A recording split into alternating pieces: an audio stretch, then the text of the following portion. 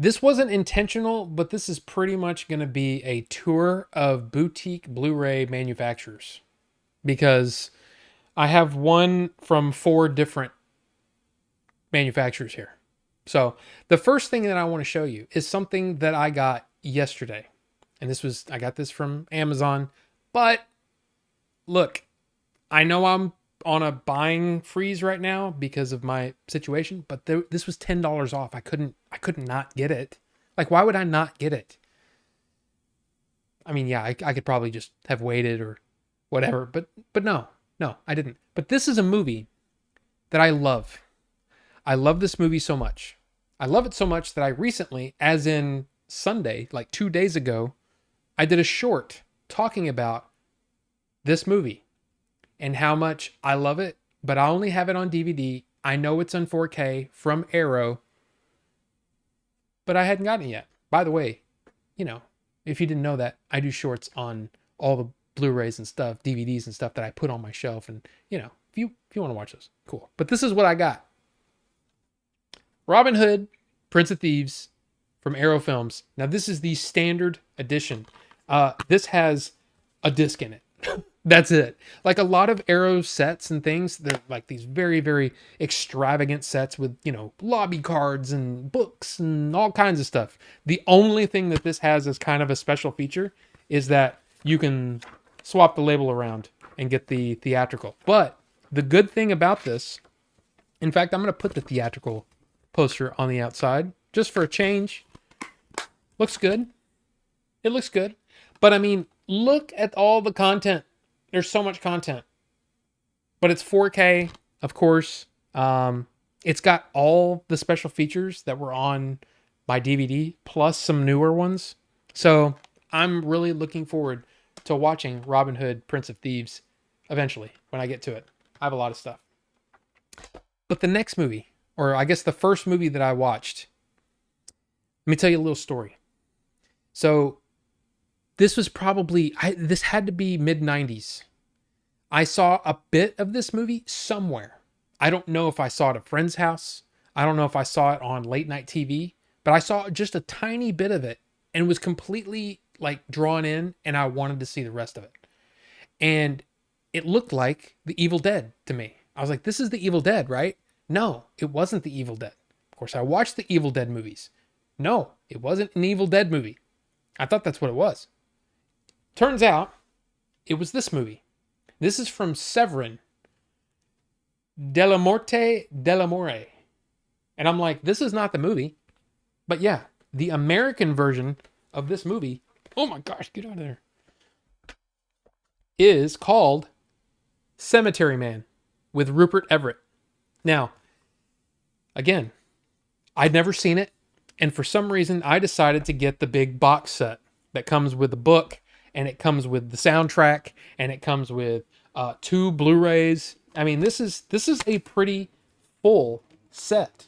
Again, the movie featured on Blu-ray and extras, additional extras, and the soundtrack CD. And then, of course, the book that it comes with has all the stuff. Now, if you've seen this movie is, I'll just say this. I didn't realize that there was as much sex and nudity in this movie as there was. And in 4K, I mean, look, there's a lot going on. The actress's name is Anna Falchi. I'm not sure how to pronounce it, but wow, quite a performance, I'll just say.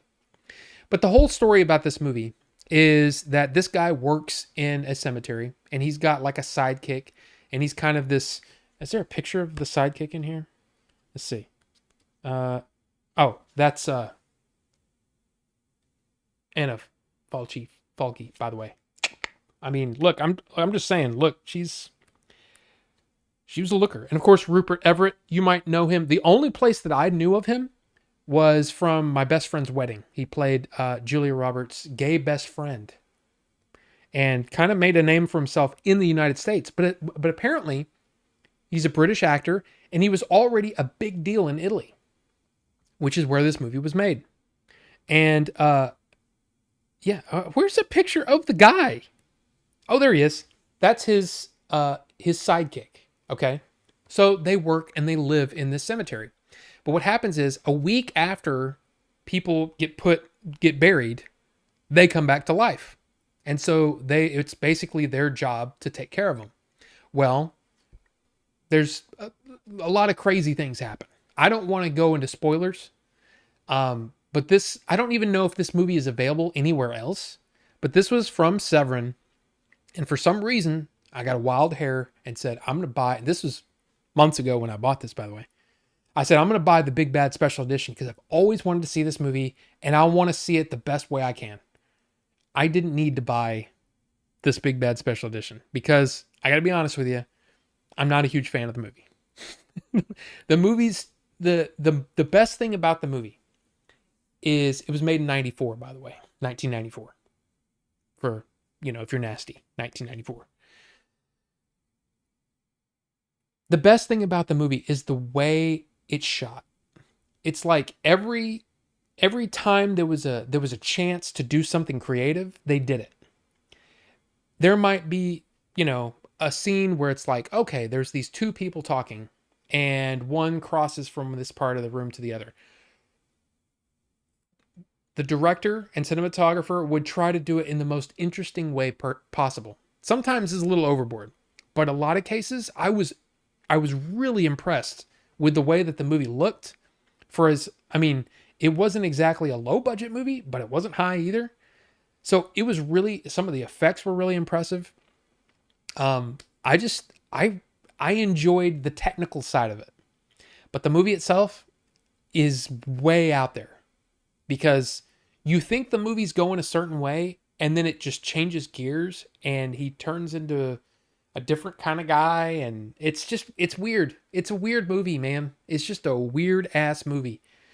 And apparently there's a famous comic in Italy called Dylan Dog. And I guess the writer / creator of Dylan Dog fashioned his character off of Rupert Everett. And that author wrote this story or this script. So it almost feels like different issues of a comic book. Because how long is this movie? Does it say? 103 minutes. So an hour and 43 minutes. It felt a lot longer than that. But this may just be that I'm not used to Italian filmmaking. But it was really pretty interesting. I'm glad that I watched it. I'm a little bummed that I spent so much money on this edition, but I will gladly keep it in my collection for sure. What's that? So I think it's Michele Soavi is the director. Apparently he worked with Dario Argento, so it's a weird, twisted movie. One of the best Italian horror films ever made, a brilliantly bloody and sexy black comedy / zombie film that truly earns its cult status. It is definitely a cult thing, and it didn't do well when it came out, all that kind of stuff. But again, Severin. This is my first Severin release, and I have to say, beautiful box, beautiful 4K presentation. All the discs are great. The book is great. I mean, this is a world-class release. I will also say that Severin typically makes a lot of their editions are for very non-mainstream movies. So a lot of B movies, a lot of sexy 70s movies and things like that. No judgment. But this is not I don't foresee myself buying a lot of Severin editions, not for the quality, but for the type of movies that they release. And that's the beautiful thing about boutique Blu-rays is they give like almost A-list treatment to some of these lesser known, kind of movies. So we've got Arrow, we've got Severin. The next movie is from Vinegar Syndrome. Now, this movie, I did not buy the special edition, not because I didn't, I don't need all the extra stuff. No, it wasn't that. I would have bought the Big Bad Special Edition because the Big Bad Special Edition was awesome, but it was sold out. But I wanted the movie because I remember watching this movie back when it came out. This is 1999 when this movie came out. I was very excited about seeing this again. It is eXistenZ. David Cronenberg directed. And of course, you've got Jude Law in one of his, I think Gattaca is probably the movie that most people saw Jude Law the first time. But this was probably the next big movie of his. And I could be wrong about that. But at least for me, I saw Jude Law and Gattaca, thought, oh my God, this guy's a star. Then I saw him in eXistenZ. It was like, it's a pretty good movie. It also has Jennifer Jason Leigh. It's got Willem Dafoe. Willem Dafoe? I said Willem. It should be Willem, not William. Willem Dafoe. Ian Holm. It's David Cronenberg. And if you've seen a David Cronenberg movie, you know, man, there's going to be some weird, twisted body horror. And this movie's got weird, twisted body horror in it. But this also, because it's the standard edition of eXistenZ on 4K. You've got the 4K disc and the Blu-ray. And most of the special features are going to be on the Blu-ray, along with the movie, in Blu-ray quality. This one is one of those where I'm like, I'm really glad that I own this. I'm glad that I watched it again. This is one that I might watch again in probably 5-10 years. This is not a great movie. It's just not that good. And it's not because it's a bad story. I think the editing was awkward to me. And in a way, I get what they were trying to do with it. Okay, wait. Before we get into that, let me just tell you real quick what this movie's about. So, Jennifer Jason Leigh is a game developer. And she has created this this amazing video game system, kind of, that you plug into, and it's supposed to be this jaw-dropping like experience, right? When you go into the world of eXistenZ, you're experiencing something you've never experienced before. Jude Law is a security person for her. Well, during this presentation, she gets attacked. Jude Law gets her out of there, and then a lot of crazy things happen. So I don't want to go too far into spoilers in case you have not seen eXistenZ. This might sound like one of those movies that you're like, yeah, that sounds right up my alley.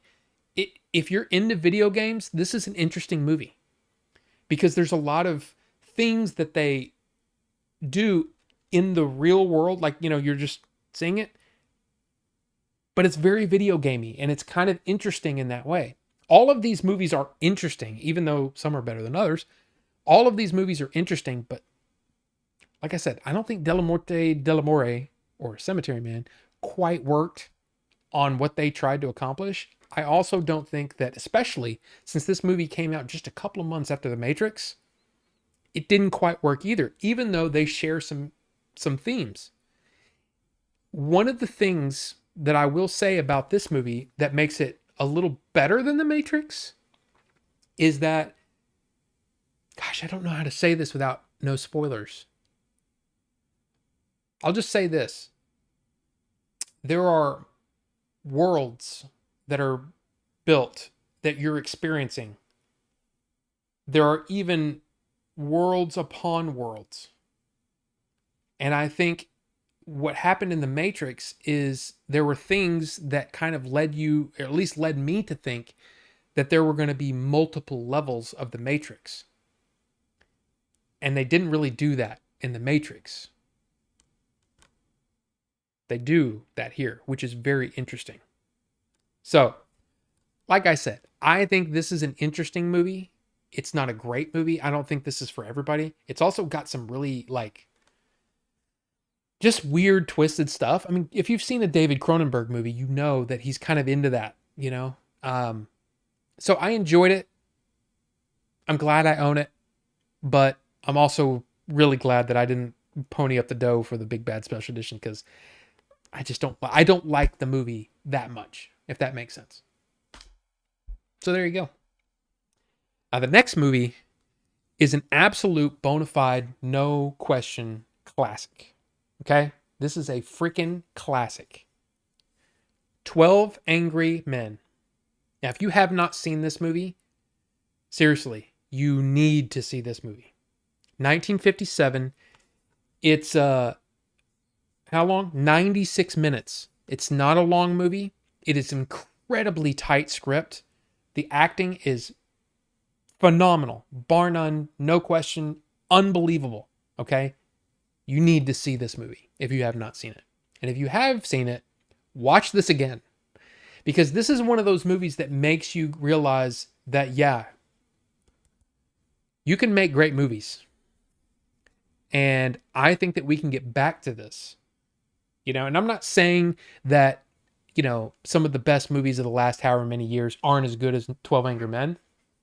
But I am kind of saying that because I think this is as close to a perfect movie as you can get. It's phenomenal. It is phenomenal. It's just so good. And again, the cast: Henry Fonda, Lee J. Cobb, Ed Begley, E.G. Marshall, Jack Warden, Martin Balsam, John Fiedler. It's actually John Fiedler, Jack Klugman, Edward Burns. Edward Binns. Edward Burns is not that old. Joseph Sweeney, George Voskovich, Robert Webber. I'm telling you, if you haven't seen this, you need to. You need to see this. And what's great about this 4K edition from Kino Lorber, by the way. So, again, Arrow, Severin, Vinegar Syndrome, Kino Lorber. I didn't plan that. It just kind of happened that way. And that's actually kind of cool. That I'm reviewing 4 different movies from 4 different labels. I think that's really cool. But anyway, 12 Angry Men from Kino Lorber. The coolest thing about Kino Lorber and this edition is that, of course, you get the 4K. You get the Blu-ray with the special features. But the 1957 version of the movie is not what's on the Blu-ray. What's on the Blu-ray is the 1997 version of 12 Angry Men, directed by William Friedkin. So you get basically 2 versions of the same movie in one package, and I think that's amazing. And I watched both of these. I've never seen the 1997 version. I will say that the 1997 version has, I would say, pound for pound, more well-known actors, right? Let me see. You've got Courtney B. Vance. You've got Ossie Davis. George C. Scott. I can't remember that guy's name. James Gandolfini. Tony Danza. Jack Lemmon. Hume Cronin. I'm doing this off of memory. Okay, that was number 9. Who's number 10? Number 10 is Mykelti Williamson. Mykelti Williamson, who's awesome. Edward James Olmos and William Peterson. Holy crap, I got through all of them. I'm missing that one. Who is that? Now I kind of want to know. Who am I missing? I cannot believe I did that off the top of my head. Oh, I forgot one. I forgot Armin Mueller-Stahl and Dorian Harewood. I mean, look at that, dude. Look at that cast and tell me that's not an amazing cast. It is. It is an amazing, amazing cast. The problem is, it's not as good. It's about 20 minutes longer, and I just don't think it's as good. Yeah, that's just my opinion. Now, I will tell you this. Tony Danza surprised me. He was a lot better, because I was always one of those guys that was like, Tony Danza. I don't really like Tony Danza that much. But he was actually pretty good. He's actually pretty good in it. But also, man, it made me miss James Gandolfini. He is so good in this movie. So good. It's like seriously good. But here's the thing. Like I said, you're going to get the original version as well. if you get this package from Kino Lorber. It's an amazing, amazing movie. Pretty, like I said, pretty close to perfect. I don't. I mean, it's like this and Shawshank Redemption. I don't know what other movie is better. I've I've been thinking about it, and it's such a good script and great actors, I mean, like great direction, camera movement, and everything in this small little room. It's an amazing, amazing movie. By the way, the movie is about 12 jurors, 12 jurors that have to basically go over this case. And what's happened is a young man, 18 years old, is on trial for murdering his father. And out of all the jurors, only one stands up and says, I think we should talk about this. Everybody else thinks he's guilty. One guy stands up and says, I think we should talk about this. And it is a captivating, amazing story, well told. It's beautiful. It's beautiful. So I would highly recommend that you pick up any version that you can of 12 Angry Men, but maybe the 1957 version is the best. And also, on disc from Kino Lorber. There you go. And finally, this movie is not a movie that I bought. It's not a movie that I own, but it is a movie that I watched on Hulu. This movie also came out earlier this year, and I feel very similarly about this movie as I did last year about Dungeons and Dragons, Honor Among Thieves. If you remember, I watched that movie very late.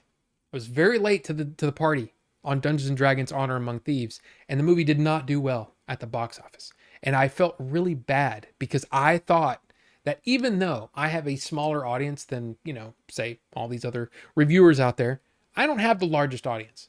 But I should have done my part to champion that movie because that movie is so worth watching. This one is too.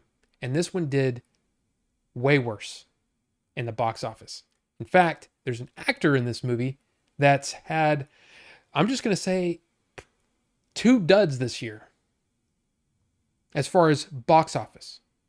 Now, while the second movie I didn't really like, this movie is worth watching. Boy Kills World. Now, the main stars in this movie is, of course, Bill Skarsgård and Famke Janssen, Charlito or Charlto? How do you say his name? Charlito Copley? I can't remember if there's an I in there. But also, that guy. Who's that guy? The guy in the middle who was also in Stranger Things. Brett Gelman? Is that him? Yeah. In Stranger Things, he's one of those actors that just, when he comes on screen, at first you're like, this guy's kind of annoying, but he grows on you and you really look forward to his scenes. I'm telling you, this movie. Okay. So this movie is basically about a kid who, his family gets killed in front of him, and he has to basically come under the tutelage of this man called the shaman. And this shaman teaches him how to fight and how to survive, all that kind of thing, right? And his goal is, when he grows up, he has to kill all the people responsible, right? Get revenge. What this movie is like, I thought long and hard about this. I think that this movie is like Desperado, right? With Antonio Banderas.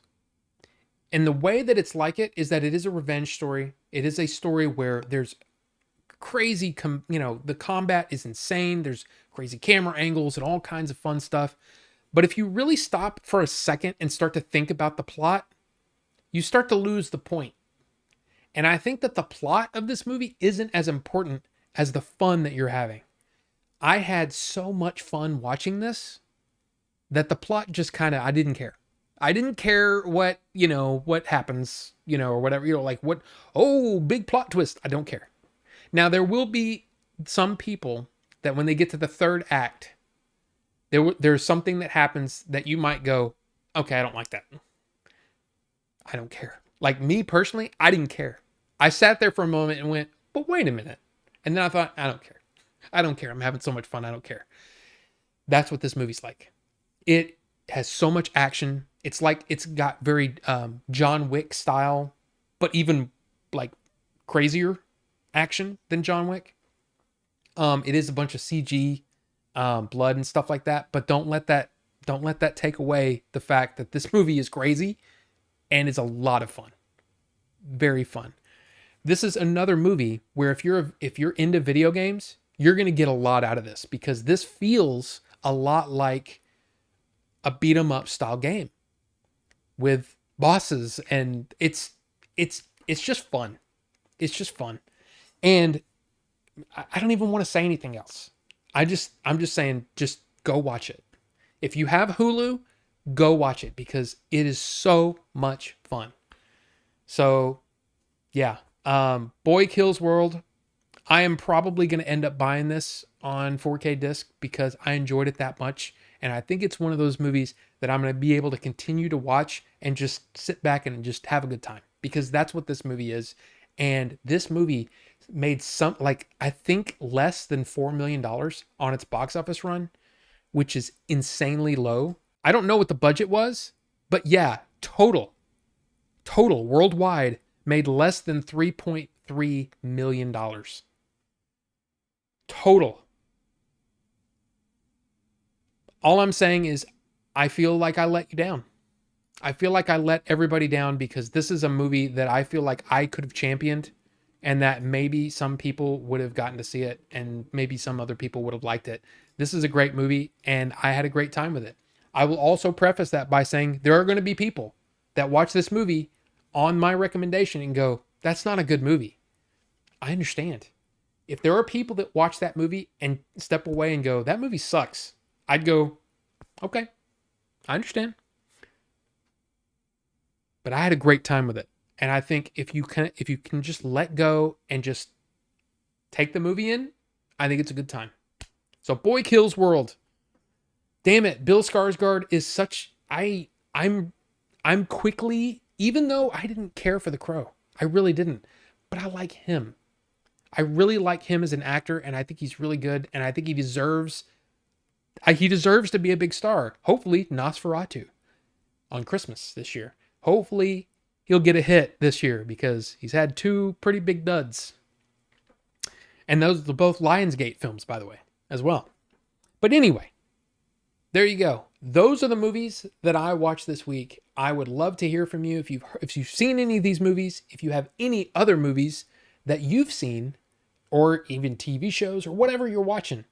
Let's talk about it because that's one of the things that I love about doing these videos, doing the streams that I do. I love that. So anyway, thank you guys so much for watching. We'll see you on the next one.